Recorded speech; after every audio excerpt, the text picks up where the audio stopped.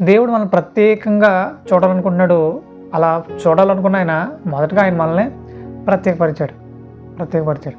So మరి అలా ప్రత్యేకపరిచిన ఆయన కోసం ప్రత్యేకంగా బ్రతకడం పెద్ద కష్టమే పని కాదు.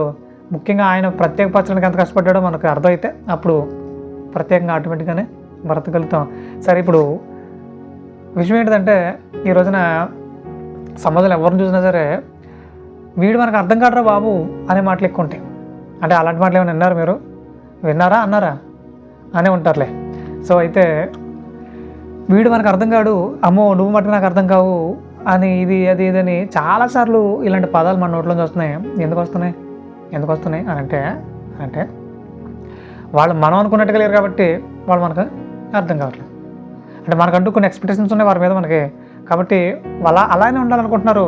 కానీ అలా ఉండకపోయేసరికి అమ్మో నువ్వు నాకు అర్థం కావు నాయనా అంటే నువ్వు అర్థం చేసుకునేంత ప్రయత్నం చేసావు, కానీ వాళ్ళు మీకు అర్థం కాకుండా వాళ్ళేదో ప్రత్యేక విధానాలు వెళ్ళిపోతున్నారు. ఒక్కొక్కళ్ళు ఉంటారు సైకోలాగా. సో వాళ్ళు మనం అనుకున్నట్టుగా ఉండరు, అంటే అందరూ అనుకున్నట్టుగా ఉండరు. అందరూ ఒక లైన్లో వెళ్ళిపోతారు. వాళ్ళు కాదు, ఆ లైన్ కాదు, వాళ్ళది ప్రత్యేకమైన లైన్ వాళ్ళది. నేను ఒకసారి చూశాను, నాకు నవ్వు వచ్చింది. అంటే బాగా ఫుల్గా తాగేసాడు ఒక ఆయన. తాగేసి రోడ్డు ఉంది, ఆ రోడ్డు అంతా సైకిల్ తొక్కుంటూ వెళ్ళాలి, కానీ ఆయన రోడ్డు మీద వెళ్ళట్లేదు. పక్కన చెత్త కుప్పలను ఎక్కించేస్తున్నాడు, వాళ్ళు దించేస్తున్నాడు.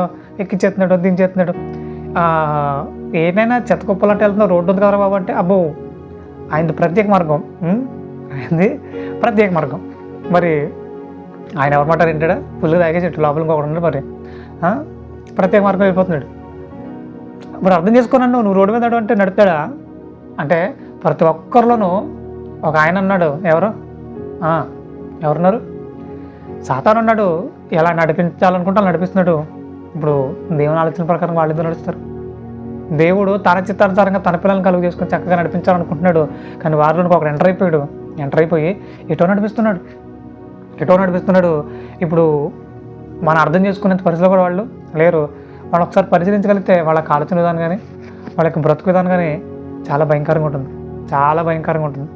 కాబట్టి ప్రియమైన వాళ్ళారా, ఆ ఆలోచన విధానం మంచిది కాదు. అయితే ముఖ్యంగా ఇంకొక ఉదాహరణ చెప్పాలంటే పెళ్లి చూపుల్లో మనం వారి మనసులను చూడలేం. మనుషులు మాత్రం చూడగలుగుతాం. అందంగా ఉన్నాడా, ఎర్రగా ఉన్నాడా, ఎత్తుగా ఉన్నాడా, అందంగా ఉంది ఆమె. సో ఇలాగే వాళ్ళ యొక్క రూపాన్ని చూసి రే చాలా బాగుంది, చాలా బాగున్నాడు కాబట్టి పెళ్లి చేసుకుందాం అనుకుంటున్నారు. సో పెళ్లి చేసుకున్న తర్వాత వాళ్ళ యొక్క జీవన విధానంలోకి వెళ్ళిపోయేసరికి అరే ఇంత సైకోలా ఉన్నావు ఏంట్రా నువ్వు అని ఆవిడ అంటాడు, ఈయన ఇంత గయ్యళ్ళ ఉన్నాయంటే బాబు అన్నట్టుగా ఆయన మాట్లాడతాడు. అంటే ఫస్ట్ చూసినప్పుడు ఈ గయ్యాళ తత్వం, ఈ సైకోయిజం కనబడలేదా అంటే కనబడదు. వారి హృదయాల్లో ఏం నింపుకొని ఉన్నారో మనిషిని చూడగానే అర్థం కాదు. వారు మాట్లాడాలి, వారు ప్రవర్తించాలి.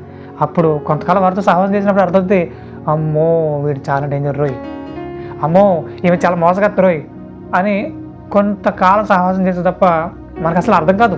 మనిషిని చూడగానే అర్థం చేసుకునేంత జ్ఞానం మనకు లేదు. ముఖ్యంగా ఇంకో మాట చెప్తాను ఏంటంటే, కొంతమంది సైకాలజిస్టులు అంటారు, అంటే వాళ్ళు అర్థం చేసుకుంటారంటే మొత్తం మిగతా వాళ్ళ కంటే బాగా అర్థం చేసుకుని వాళ్ళు వైద్యం చేస్తారంటారు. వాళ్ళకు కూడా అర్థం కాదు కొన్ని విషయాలు. మనిషిని చూడగానే వీడు ఎలాంటోడు అలాంటోడు అని చెప్పలేరు. వాళ్ళకి అసలు అర్థం కాదు. వాడి హృదయంలో ఎలాంటి చీకటి కొండలు ఉన్నాయో ఎవరు తెలుసు?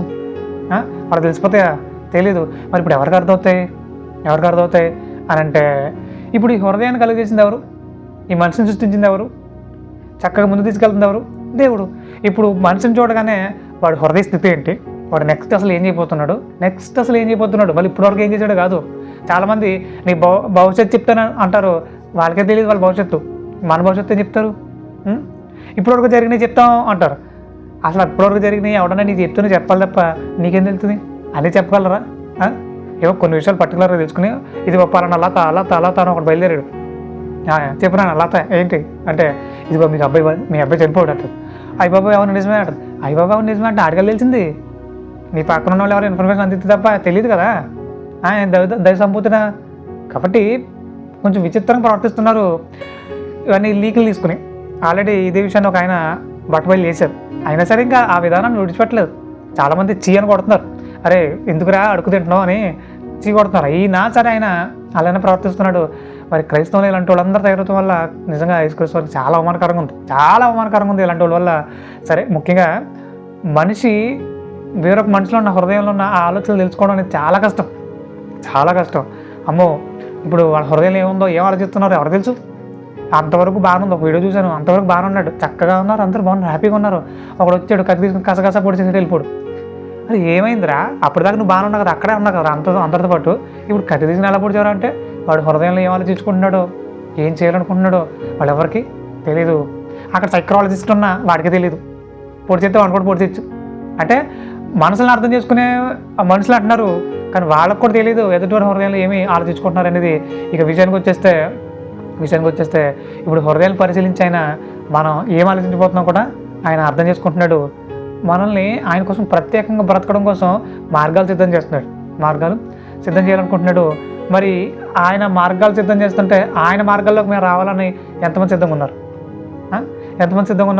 ఒక విషయం నేను పర్టికులర్గా ఒక మాట చెప్పాలనుకుంటున్నాను. ఆయన మార్గాలు ఏంటి, ఆయన ఆలోచనలు ఏంటి అని ఒకసారి పరిశీలన చేయగలిగితే, ఇప్పుడు ప్రత్యేకంగా దేవుడు కళ్ళలో కనిపించి ఆయన నా ఆలోచనలు ఇవి, నా అడుగులు ఇవి, నువ్వు ఎలా బ్రతుకునైనా అని ఎవరికి ఏమీ చెప్పడు. మరి ఎలా చెప్తాడండి అని అంటే, మనకు ఆల్రెడీ ఆయన మనసు బైబిల్ ఇచ్చేసాడు. ఈ బైబిల్ని చక్కగా ప్రతిరోజు మానకుండా కొన్ని అధ్యాయాలు తీసుకుని చక్కగా చదువుకుంటూ ముందుకెళ్తే ఆయన మనకు చెప్పాలనుకున్న చాలా విషయాలు అని చెప్పాడు. ఆయన తెలుసుకోవాలి. ఈ రోజున బైబిల్ పట్టుకుని తిరిగేవారే తప్ప బైబిల్లో ఉన్న లోతైన జ్ఞానాన్ని నేర్చుకునే వాళ్ళు లేరు, అంటే నేర్చుకోవాలన్న ఆలోచనలో లేరు.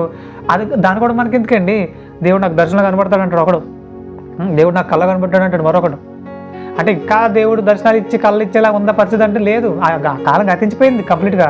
ఇప్పుడు పరిశుద్ధ గ్రంథం ఆయన మనసు మన దగ్గరికి వచ్చేసింది. దీని పక్కనెట్టేస్తారు, నీకు పిలుపుందా, దేవుడు నన్ను పిలుచుకున్నాడు అంటాడు ఒకడు.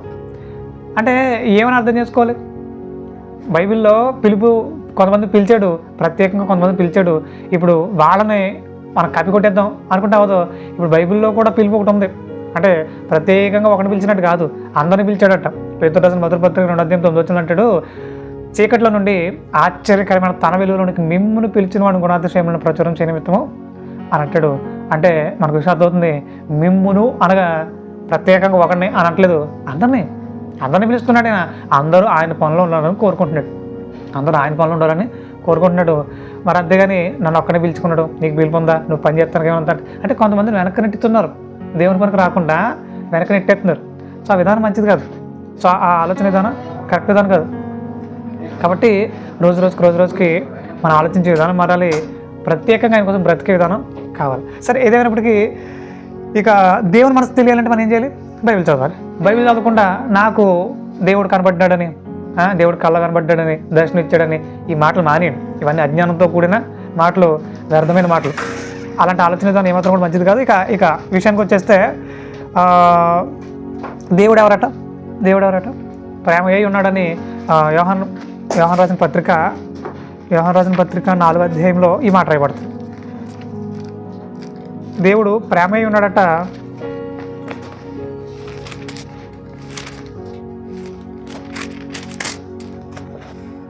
యోహాను రాసిన మొదటి పత్రిక 4వ అధ్యాయం 8వ అంటాడు, దేవుడు ప్రేమస్వరూపి, ప్రేమ లేని వాడు ఆయనను ఎరుగడు అంటున్నాడు.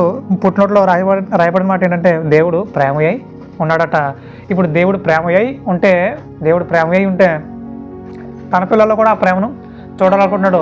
ఆ ప్రేమ ఎవరైతే కలిగి లేరో ఖచ్చితంగా వాళ్ళు దేవుణ్ణి ఎరగలేరు అంటున్నాడు. అంటే ఇప్పుడు దేవుని అర్థం చేసుకోవడం అంటే ప్రేమ ఉండాలా అంటే ఖచ్చితంగా మన హృదయాల్లో కూడా ఆయన ప్రేమ ఉంటేనే మనకైనా అర్థమవుతాడు, లేదంటే అర్థం కాడు. కాబట్టి ఈ విషయం దృష్టిలో పెట్టుకుని మనం కూడా ఆయన ప్రేమతో నింపబడితే, మనం కూడా ఆయన ఆలోచనతో కట్టబడితే ఖచ్చితంగా ఆయన మనకు అర్థమవుతాడు. ఇప్పుడు మనుషులైనా అర్థం కారేమో కానీ ఆయన అర్థమవుతాడు. ఆయన అర్థం అవడం అంటే ఇదిగో ప్రతిరోజు బైబిల్ చదవడం వల్ల ఆయన ప్రేమ అర్థమవుతుంది, ఆయన మనసు అర్థమవుతుంది, ఆయన యొక్క ఆలోచన విధానం అర్థమవుతుంది. ఇలానే బ్రతకాలనుకుంటాడు. మనిషి ఏమంటాడు తెలుసా? ఈరోజు నాకు ఇది ఇష్టం అంటాడు, చాలా సంతోషమైనా అదే చేద్దాం అని అనుకో, రేపు పొద్దున అది ఇష్టం కదా అంటాడు. ఈరోజు నాకు ఈ కూర చాలా ఇష్టమండి అంటాడు, రేపు పొద్దున అదే విషయాన్ని మనం చక్కగా ప్రిపేర్ చేసినప్పుడు, అదే పదార్థం తయారు చేసినప్పుడు నాకు ఈరోజు తినాలనిపించట్లేదు, నాకు ఇష్టం లేదు అంటాడు. అంటే మనిషి ఇన్ని రకాలుగా మనసుని మార్చేసుకుంటాడు. కానీ దేవుడు ఒక్కసారి ఒక మాట చెప్పాడా, అదే మాట మీద స్థిరపడి ఉంటాడు ఆయన. ఇప్పుడు ఒక ఉదాహరణకి, మీరు అబద్ధాలు ఆడొద్దు, నా కోసం నమ్మకంగా బ్రతకాలి, మీ మాటలు అవునంటే అవును, కాదంటే కాదన్నట్టు ఉండాలన్నాడు. సరే ప్రభు అలాగే ఉంటాం ప్రభు అని నిర్ణయించుకుని మనం ముందుకెళ్తున్నాం. అలా ముందుకెళ్ళే ప్రాసెస్లో నాయన మొన్న అన్నాను కానీ మేము మాట అంటే మాట అవునట్టు వాళ్ళు కానీ అన్నాను కానీ నాకు పర్లేదు, మీరు ఎలా కూడా పర్లేదు, అలాగేం కాదు కానీ ఇంకోటి ఎలాగైనా సరే మీరు మాట మార్చినా పర్లేదు, ఏం కాదు, నేనేమనుకోను అని అంటాడా? మనిషిలాగా మాటలు మార్చేలా ఉంటాడా దేవుడు? ఒక మాట బలంగా తెలియజేశాడా, అదే మాట మీద ఆయన స్థిరపడి ఉంటాడు, స్టాండ్ అయి ఉంటాడు. సో ఎప్పటికీ మన మాటల్లో తారుమారు అవ్వకూడదు. ఆయనలాగా ఆయన స్థిరంగా ఉన్నాడు, మనం కూడా స్థిరంగా ఉండాలనుకుంటున్నాడు.